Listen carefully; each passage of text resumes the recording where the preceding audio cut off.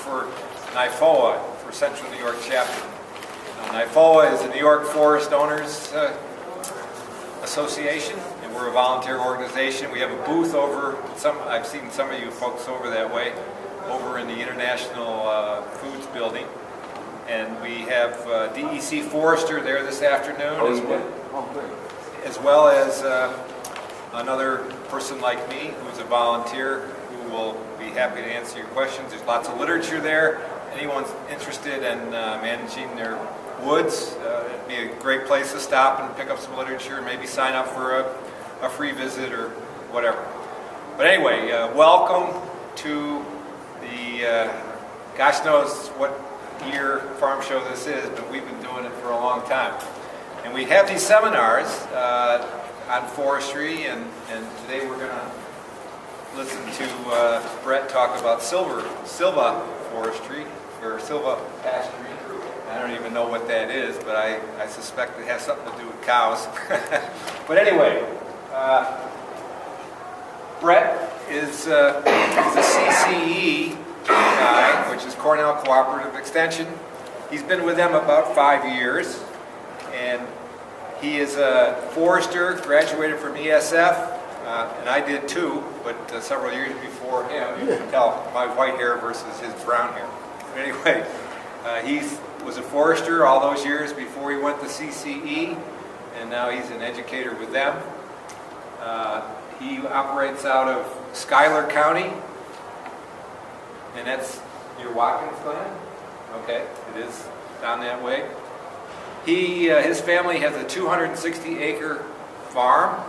About 100 acres are woods, and he has 85 acres of that in this. So he knows what he's talking about.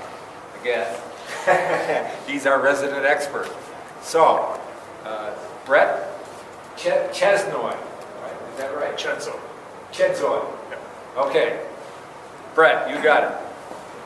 Hi, everyone. Hi. All right, I'm Brett Chedzoy, and as Jamie said, I'm a forester with Cornell Cooperative Extension, and I work across much of the southern tier with not just rural landowners, but foresters and all sorts of other groups on a whole variety of natural resources issues. And for the past few years, I've been asked to come and talk about natural gas, and somebody once upon a time figured that natural gas must fall under natural resources, so I've been kind of stuck in this natural gas rut, but I much more enjoy talking about forestry, and another one of my favorite topics is natural resource, or silvopasturing and grazing. And my wife likes to say my other full-time job outside of Extension is our farm. Our family has a farm just west of Watkins Glen, up near the Watkins Glen State Park. The original Grand Prix course runs through the middle of our farm, and as Jamie said, we have about 100 acres of woods, and we've been managing the majority of that acreage for up to 8 years now as silvopasturing. But my first experience with silvopasturing started in the early 90s after I left ESF. In graduate school, I had the opportunity to work in the Peace Corps for several years in South America. And I wound up in central Argentina in the Sierra Mountain region, working with these very innovative-minded foresters slash ranchers who had been planting southern pines and a variety of other conifers and hardwood species for about 20 years prior to my arrival there. My job was to teach the gauchos, those are their cowboys, how to become loggers, and I wasn't very successful. They decided it was a lot more fun riding around on horses looking at cattle, but nonetheless it was a big learning experience for me. And when I met my wife there, Maria Jose, and in '94 we got married and we bought a piece of land there, which has been one of our, I guess, passions for the past 20-some years.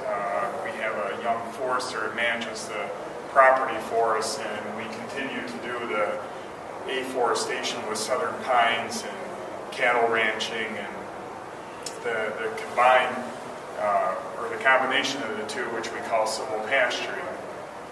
Our kids were born in the late 90s in Argentina because I had an opportunity after working back here in the U.S. for a number of years as a consulting forester over in New England. We had the opportunity to move back. I worked for a sustainable forestry project about 1,000 miles north of this area where I previously worked and where my wife is from. And in 2002, we decided it was time to flee the country. The economy was kind of falling apart there, so we settled back in Watkins Glen, where our family farm is, and started to raise our young children there. You can see these pictures are getting a little dated now. Ian's 13, Claire's 12, and Joe's going to soon be 11. Ian was the planned one, the other two just kind of came along. But we're fortunate to have my parents also living literally next door to us on the farm, and they're a big help. The whole family is part of this project. So one of the main reasons we got into silvopasturing on our own farm was for years and years I recognized that we had a problem going on there with a whole variety of kind of noxious plant communities overrunning our farm. We tend to call these invasive plants.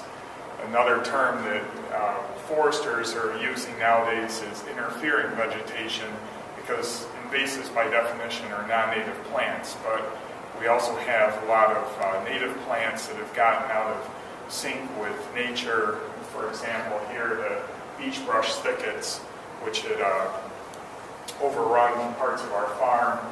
Here's honeysuckle thickets, and here's my favorite, the European buckthorn, which had taken over a good part of the understory in our woods. And I was never around really long enough to come up with a definitive solution to this prior to us settling back in the early 2000s here. But every time I would come back to the farm, first thing I would do is walk out in the woods and realize that the problem was still there. It wasn't probably going away on its own. So shortly after we moved back, we began to raise a variety of livestock. We started with some goats, and then add some sheep, and then eventually some cattle and horses, and you name it. I think we've raised it or continue to raise it.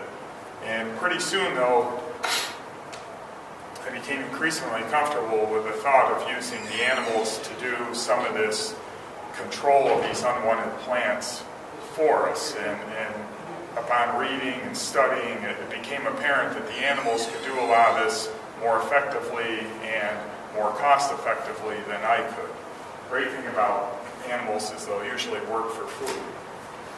So before we go any further, we should define what we're talking about this afternoon. In silvopasturing, it's very simple. It's simply the integrated production of trees and livestock on the same land. And by sustainable, we're doing this over time. We're not just throwing animals into the woods until we can get around to cutting all the trees down, or letting the animals impact the trees in a way that the trees are eventually going to die out over time.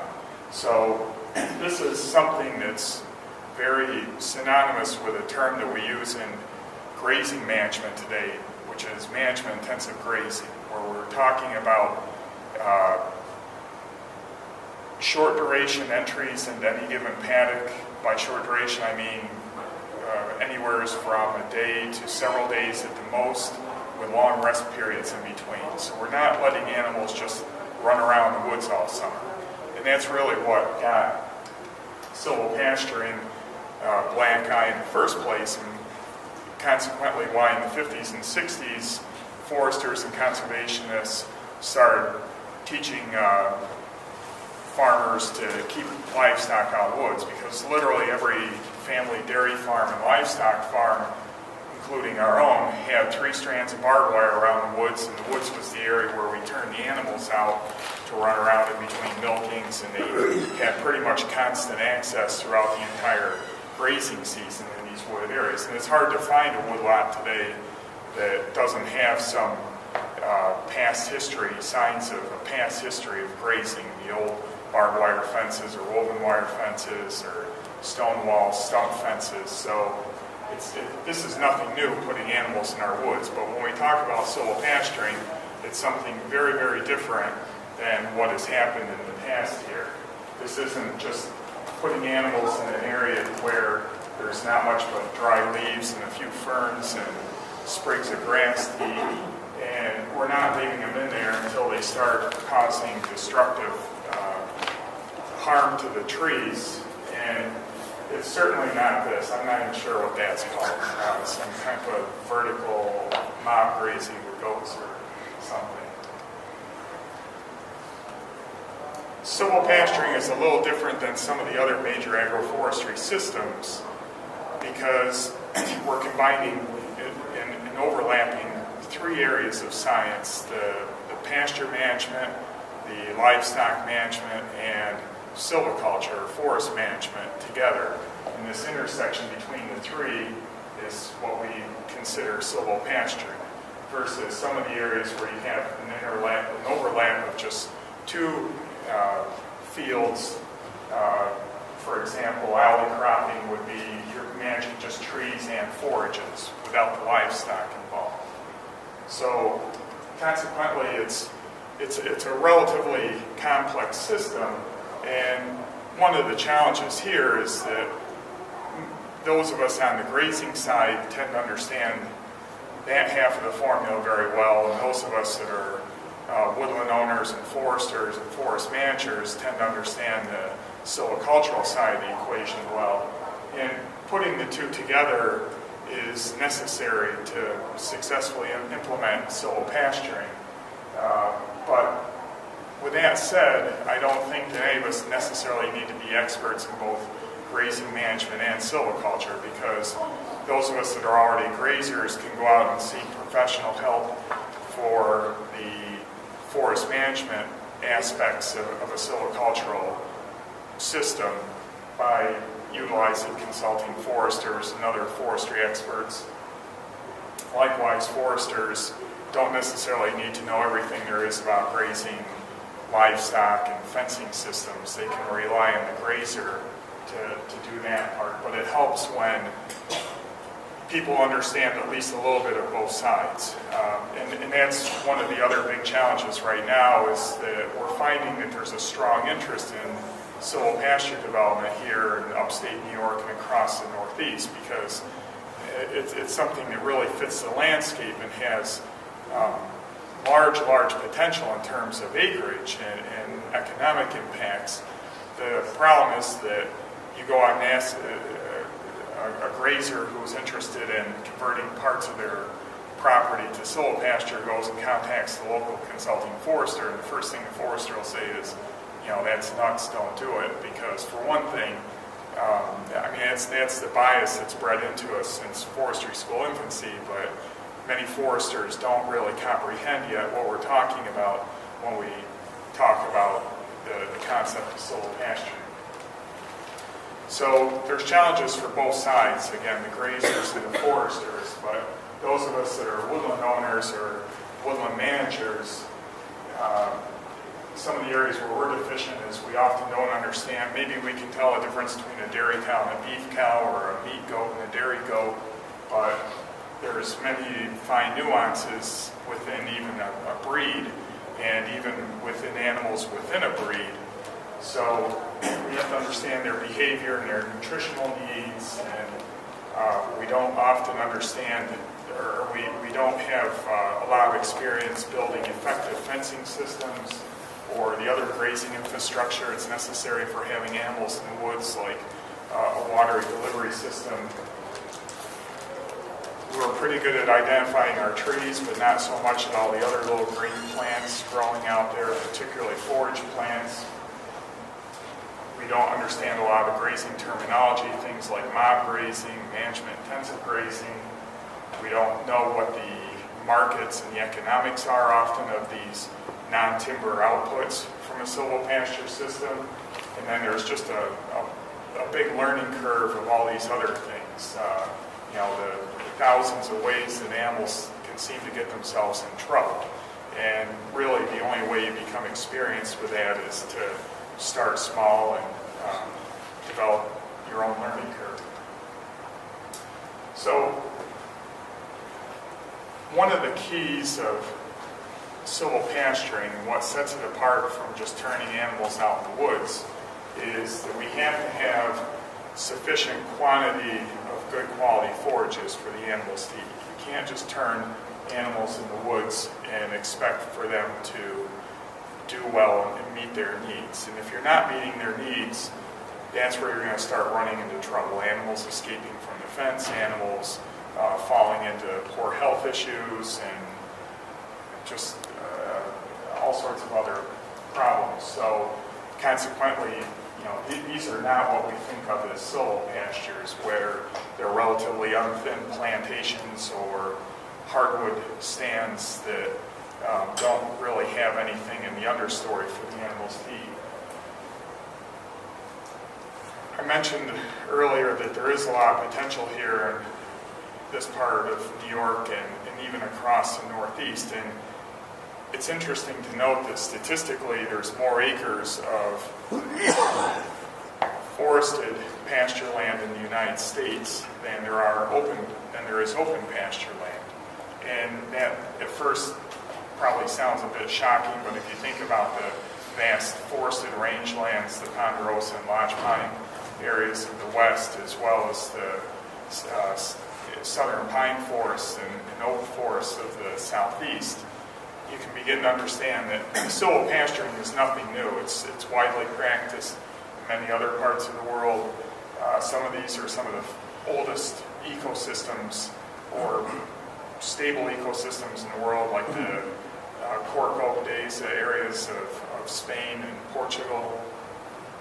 But here in the Northeast, we've always treated the landscape as black and white. It's either agricultural land or pasture land, or it's woodlot. And we draw these sharp lines on the landscape with fences and thou shalt not put animals in the woods.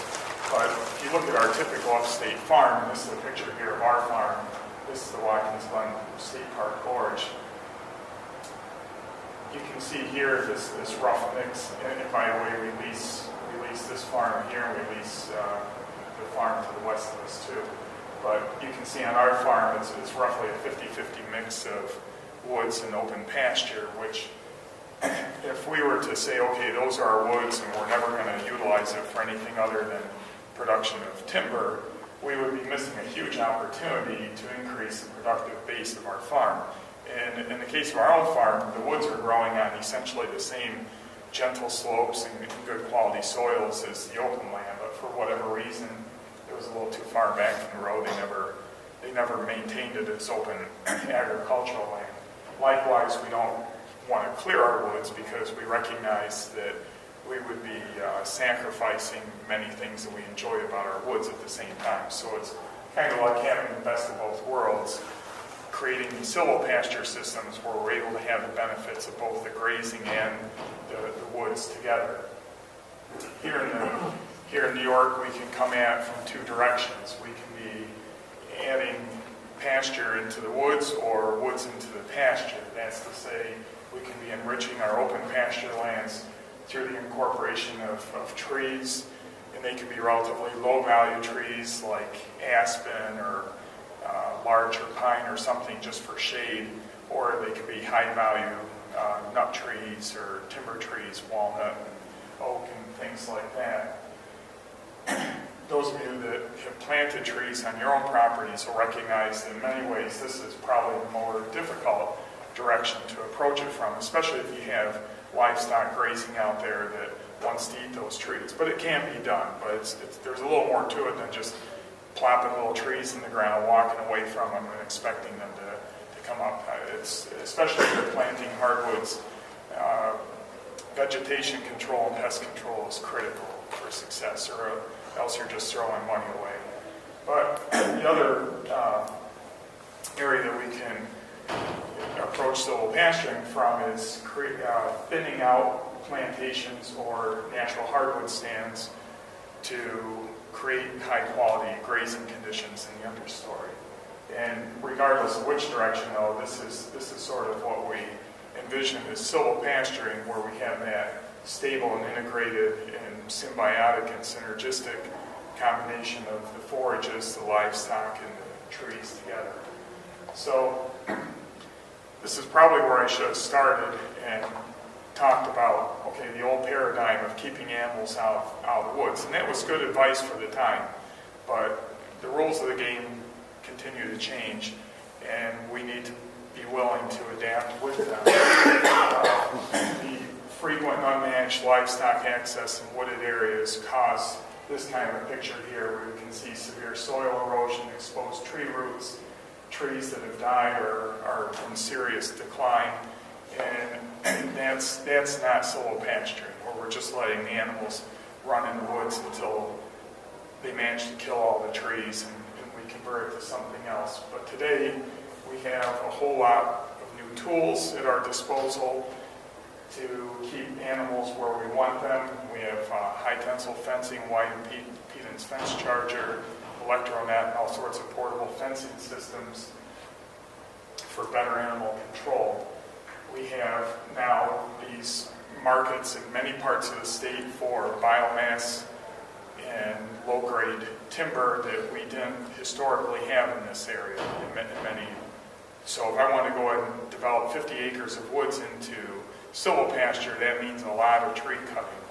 And even on our own farm, we're finding that it's a very, very labor-intensive and slow process to go in there and cut the trees that need to be thinned out to create a good quality silvopasture. But today we can sort of do the Tom Sawyer approach and have somebody do the work for us and probably get paid even a little bit for it. We're seeing a lot of displaced grazing in this area due to the historically high prices now of grains, particularly corn. In my area, a lot of land that was being grazed just a few years ago now is being plowed up and put into corn. And at the same time, though, we have a almost insatiable demand for locally grown foods. So figuring out how to utilize these underutilized areas,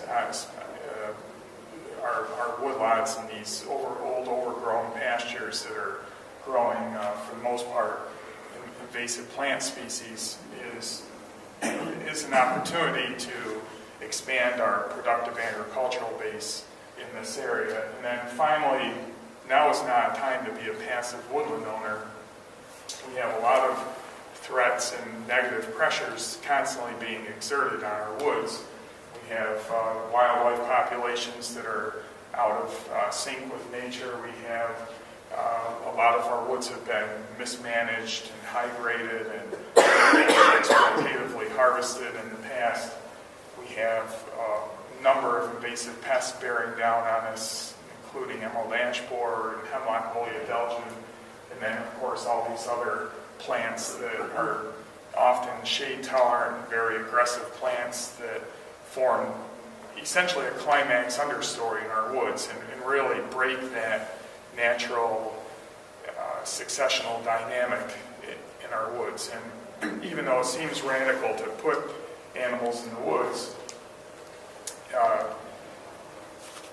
as a forester feel it's a desirable alternative to just ignoring the problem and realistically having a situation where you're never going to achieve any type of natural regeneration of desirable species like our oak and maple and cherry. If I have nothing but a thicket of shade-tolerant buckthorn and privet and multiflora rose and honeysuckle growing in my understory, I have to deal with that issue. I have to deal with it somehow. And the choices are fairly limited, and of those choices, if you do the numbers, many times it's going to make sense to try and utilize livestock as a tool to control those problematic understories. So if we're thinking about doing silvopasturing on our farms, first we got to kind of go through this thought process, this checklist, and say, well, do I have good access to get in there with the materials and the animals? Can I get a secure fence around it so that I keep my animals in and the predators out? Can I get water to the site? Is it a good enough growing site? And it's going to be expensive to develop silvopasture. And if you're going to invest a certain amount of money, you want to make sure that it's a productive enough site, that you get enough forage and livestock production or stocking capacity to offset that investment. It's going to require thinning in our woods, and thinning perhaps in a way that changes the appearance of our woods. So we have to make sure that we understand how this is going to change what we enjoy seeing currently on the landscape. It has to be compatible with our goals, and we have to be willing to care for livestock, and that's where I think many of us as woodland owners fall down, because we like being able to go out of town when we want, or head south for the winter, and silvopasturing is something that adds a whole new element in there that needs to be occasionally checked in on and fed and cared for. So this probably sounds fairly radical to think of putting fence around a woodlot and running water lines through the woods, but if you think about how we would expect to manage a modern sugar bush, where we're going to do fairly heavy thinning and run tens of thousands of dollars of tubing systems through the woods, it's really, I think, below that level of intensity. So it's not like we aren't already doing this type of intensive forest management for other agroforestry purposes here in New York. So I'm going to run through some slides quickly on what I see as some of the major benefits for silvopasturing. We've already talked a little bit about using livestock as a tool for controlling invasive plants. And even if we decide to go in there and control these areas of noxious plants, either chemically or mechanically, every time we create a void, nature is going to quickly fill that void. So if we go in there today and bulldoze it out or spray it, we're going to go back in 5 or 10 years and basically find everything came back with a vengeance. Whereas if we can utilize it as a well-managed silvopasture, we can transition it to a more stable plant understory, these cool season grasses and forbs that will help then outcompete all the noxious brush. Like this is an area here where we mowed it with a timber axe type machine. I'll show a picture of that later on. And you can already see all the stump sprouts and little seedlings and multiflora rows and privet and everything else trying to come back in there. So without the animals, this would just quickly grow back to probably an even thicker, nastier brush than it had been before we mowed it. We're all well aware of the benefits that forests provide us. This picture is a bit of an exaggeration, but silvopastures are often a more desirable alternative to clearing and converting the area to open pasture. The county that's directly north of the little county where I live, which is Schuyler, Yates County, has a large Mennonite community, and we're seeing pretty accelerated deforestation on the landscape because the Mennonites are farmers that they can't afford to let land just sit there and not produce much for them. They need to make a living from their land. And since we've been so good for decades at telling people you can't put animals in the woods, they think, well, okay, then we'll just clear the woods and we'll turn it into open pasture. But I think we can be both preserving the ecological and economical and social benefits of the forest landscape and utilizing that land for a more productive purpose. We're now not just growing trees or saw timber and firewood, but we could be doing other things as well, like raising livestock that gives us annual incomes from that acreage. This is one of our locust plantations that we thinned a few years ago when it was 20 years old, and we took about $1,500 worth of locust fence posts out per acre in that first thinning at 20 years of age. And that was just thinning out basically the more suppressed trees, the lower quality trees. And I think we assigned a value of $5 a post, which if you go and buy treated posts today, you're going to be paying upwards of $10 a post. So that was a benefit that helped us out. There's a lot of research now showing that diversified animal diets can go a long ways towards improving animal health and performance, because there's a lot of plant compounds that are common in woody species and browse that animals don't find in a fairly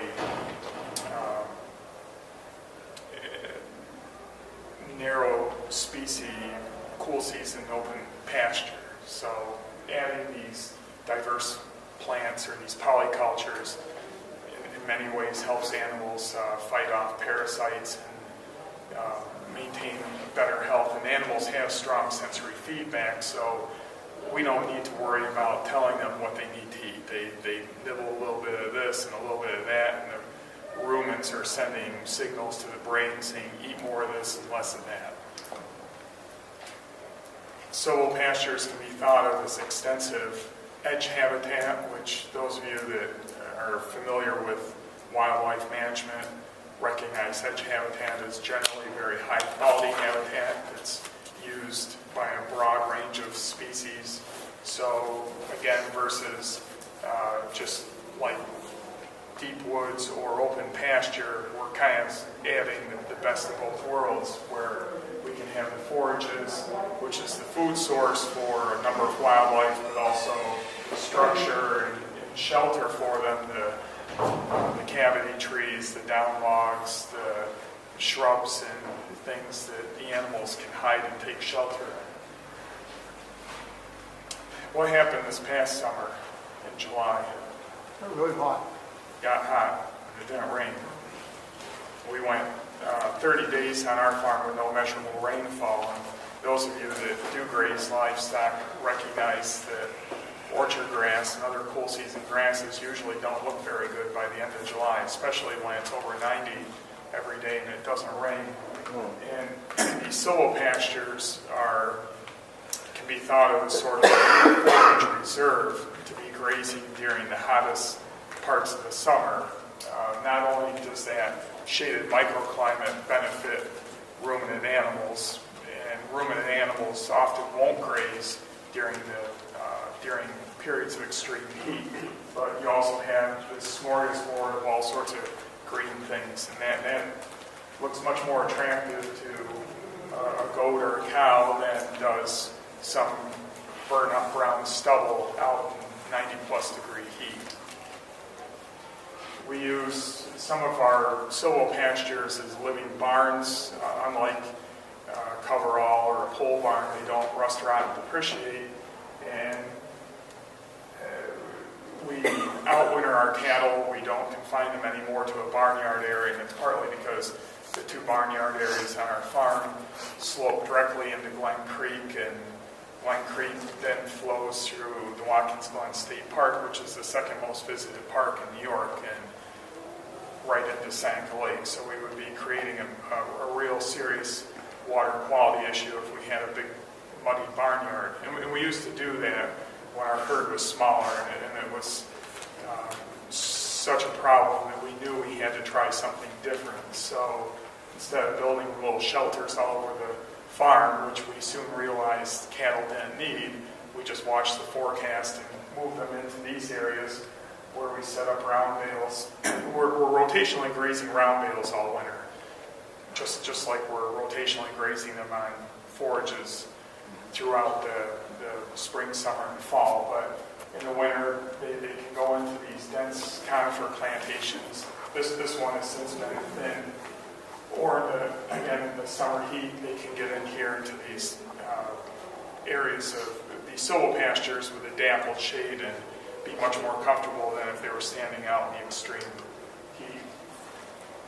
Many of the plant species that we would find in a silvopasture, these shrubs and browse and trees, compare very favorably to what we would think of as some of our better quality forages. Alfalfa there, 21% crude protein, versus pretty much all of these woody species are higher. And of course they vary a little bit over the season, but this is a graph here, research done in another part of the country. And the black upper line is the browse, that's to say the shrubby plants, and the lower line there is the grasses. And you can see that throughout the entire grazing season, the browse stays consistently higher than the forages in terms of its palatability and protein content for the livestock. I mentioned I mentioned briefly earlier about the displaced agriculture, but again, we are fighting a war of attrition with our grazing lands, our agricultural land in general here in upstate New York, but particularly grazing land because of the surge in grain prices, development, and a whole variety of other factors. So again, silvopasturing is a way of not losing net acreage to livestock production, which is still a very important part of our local agriculture and food system. And then finally, this, I mentioned it before, this synergistic and symbiotic relationship between the forages, the grazing animals, and the trees. And there's a lot of research that backs this statement up. Things like hydraulic movement of water and repositioning of nutrients in the soil profile. And so by adding trees, we're getting more from the same system than if it was just grassroots and animals grazing there. And there's a long list of reasons why I think silvopasturing makes sense, but as woodland owners, these ones over here that I've highlighted are some other ones that I feel are very important. These short-term annual incomes from wooded areas is a tool to rehabilitate degraded woodlands and control invasives, to stimulate forest regeneration. Again, if we have this climax understory of noxious plants growing there, it's going to be there a long, long time, and until we disrupt that, we're not going to, there's no point in thinking about having regeneration someday of the species that we would like to be growing there.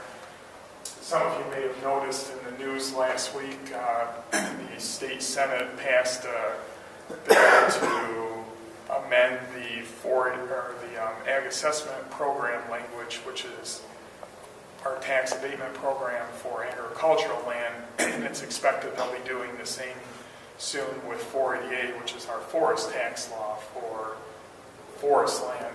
But they're amending it to encompass agroforestry because currently both of those laws, which were written many decades ago when it was a no-no to mix grazing and woods, were written specifically for either agricultural products or forest products. In agroforestry, we're doing both on the same land. So that's a positive sign that our tax abatement programs are starting to catch up with agroforestry. And then, of course, Rebecca and Pete Smolich and myself were finding that we would much rather see people intensively manage their woods as a silvopasture than to just be an apathetic landowner or a poor steward to say, well, you know, that's where I shoot my deer once a year or cut a little bit of firewood, and the rest of the time it's growing honeysuckle and bittersweet vines. So this is a way of getting people interested in seeing greater value in their woods. There's a lot of how-to behind silvopasturing, and we're not going to have time to go into that today. I'm going to point you to some resources at the end that we have on our forestry extension site if you want to read up more on how to get started. But it boils down to three core concepts when we talk about silvopasture development. First of all, we've got to get enough sunlight on the ground to grow that food stuff for the animals. And unlike an open pasture, which is not necessarily two-dimensional, but in the case of a silvopasture, we have all these big tall things in the way intercepting sunlight and rainfall. So we're really managing a three-dimensional pasture system. Once we've thinned those trees, we also have to make sure that we're creating the conditions on the ground so that we get the volunteering and germination of the desirable plant species that we want to see. If we go in there and log the woods, thin it out in the winter time on top of a snowpack and the ground's frozen, and don't disturb that duff layer, chances are we're not going to get much in the way of grasses and forbs volunteering in because they just can't penetrate that undisturbed leaf layer. So we have to also be thinking about the soil scarification. And then finally, once we do get those plants growing, we need to manage that silvopasture in a way that we're not negatively pressuring the good plants and favoring the less desirable plants that are always trying to compete with those good plants. And again, I said at the beginning where this is very synonymous with what we call management-intensive grazing. One of the tenets of management-intensive grazing is these short, intensive entries. In other words, putting the animals in a given paddock for perhaps a day, maybe 2 or 3 days, and then long rest periods in between, which gives all of the plants a chance to fully recover before we put the animals in there again to graze it. But that's in the case of a silvopasture that we've already gotten into a fairly healthy condition. When we're starting with nothing but a brush thicket, we may be putting the animals in there much more frequently because we want them to heavily defoliate and really stress those plants like the multiflora rose and the honeysuckle. But before we go in there and start really tinkering with our woods and doing things that are hard to reverse, we need to really think it all the way through, and I strongly encourage people to pencil it out. In other words, write who's going to do the work, what you're going to do, why are you going to do it in the first place, and how you're going to do it. I mean, do you have the resources to go out there and thin 50 acres of woods by yourself, much less just a few acres? Who's going to help you with it? You need to get a consulting forester in there to help with the tree selection and the marketing, the low-grade wood. And you also need to do a budget because you'll find that all of this costs money and it's really a long-term commitment. You don't want to go in there and thin your woods out like you're going to create a silvopasture and then realize, oh geez, now I need $10,000 more for the fencing, and then $10,000 more for the livestock, and $10,000 more for the water system and all the other things that I have to have. And you need to know what you're getting yourself into financially. Just throwing animals into brush thickets usually is not going to magically make the problem disappear, but there are some creative ways around that. Certain livestock has a higher propensity for having that kind of destructive behavior that sometimes we want in the early stages of silvopasture development. We can use goats for barking or debarking the trees and the shrubs that we don't want.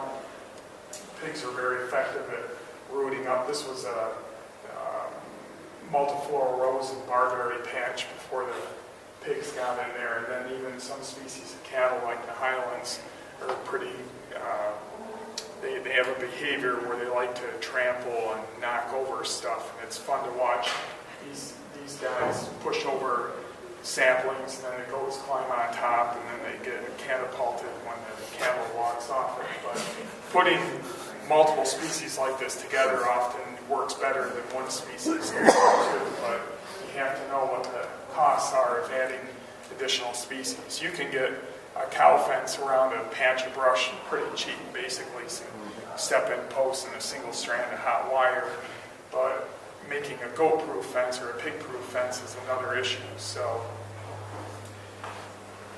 there's a lot of other creative ways that we can remove the unwanted trees and shrubs to start to open it up to more sunlight.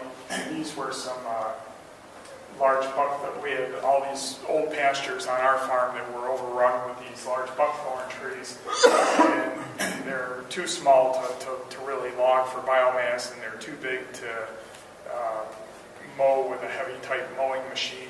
And you cut them down, you're creating a impenetrable 10 to 15 foot high brush barrier on the ground, which just basically creates a tree shelter for all sorts of noxious plants to come back thicker than ever, because the animals can't get into that brush to keep it down. But what we did here was, I call it a sloppy girdle. It's not easy to girdle a tree like buckthorn, but you do sort of a 80-90% girdle, what you can quickly reach, spray a little bit of a systemic herbicide like glyphosate into that girdle wound, and you'll get almost 100% kill. And this was the following spring. We did this in the fall, like in October, and this was June of the following year. And all that came in on its own. The seed bank was there. We just needed to let the sunlight in there.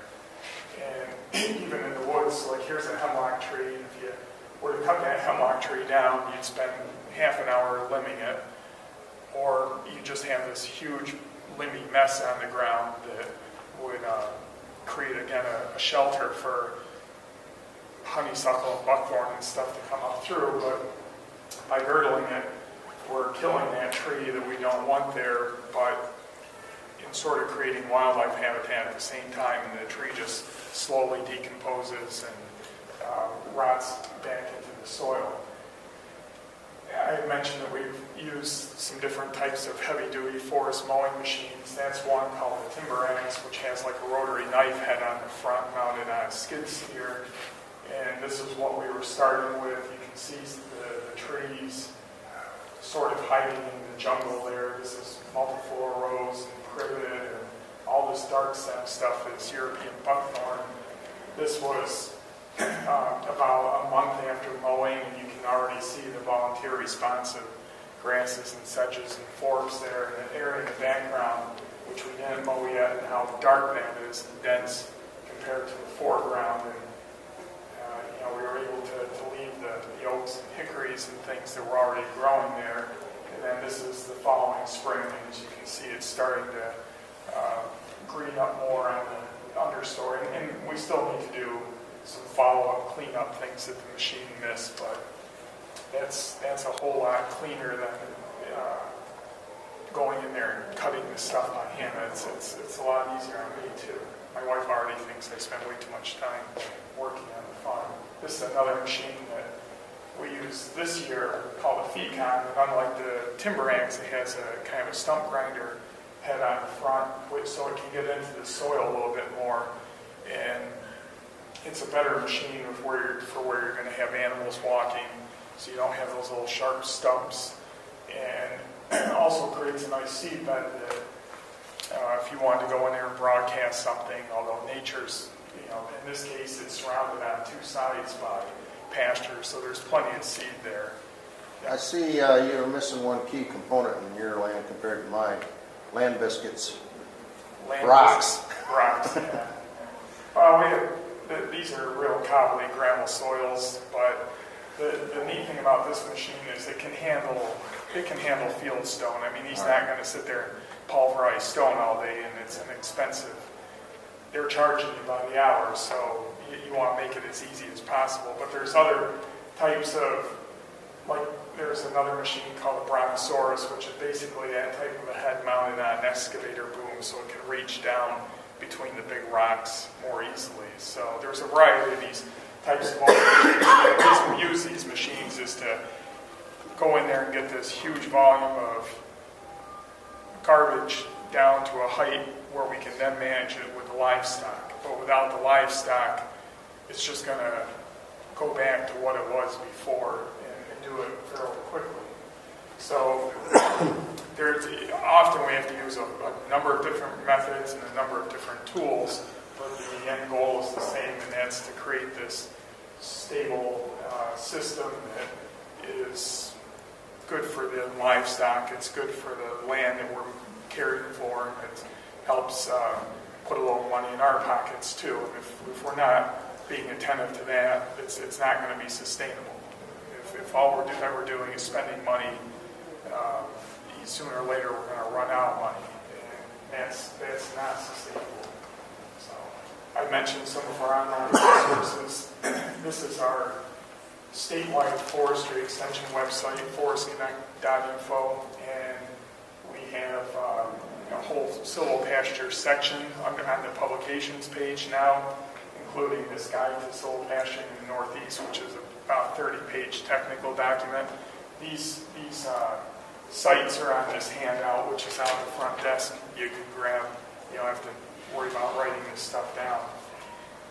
And Pete Smallage recently set up, those of you that don't know Pete, he's our state extension forester.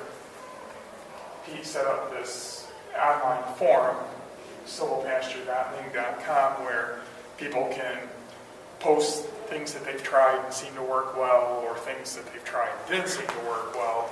And folks can ask questions, and then instead of just like Rebecca or Pete or myself trying to answer those questions, we can all pitch in and do real-time collective learning. So that's it. By the way, I'm not proposing that we turn all of our forest land in New York into silvopastures or these idyllic, like savannas, but we have about 14 million acres of private woodlands in New York State, and a good chunk of that is in the form of farm woodlots. And since we gave our first talk on silvopasturing just over 3 years ago, we spent a lot of time looking across New York and even across the Northeast for other examples of silvopasturing, and found literally 0 acres to date. So we've done some events in recent months, like we had a major conference, the Northeastern Silvopasture Conference back in November. Down in Watkins Glen, we had over 100 people attend from a dozen states.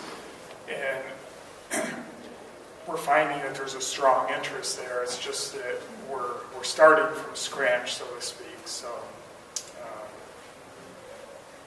I think over time the numbers will grow and we'll become more comfortable learning how to implement this relatively complex agroforestry system on the ground.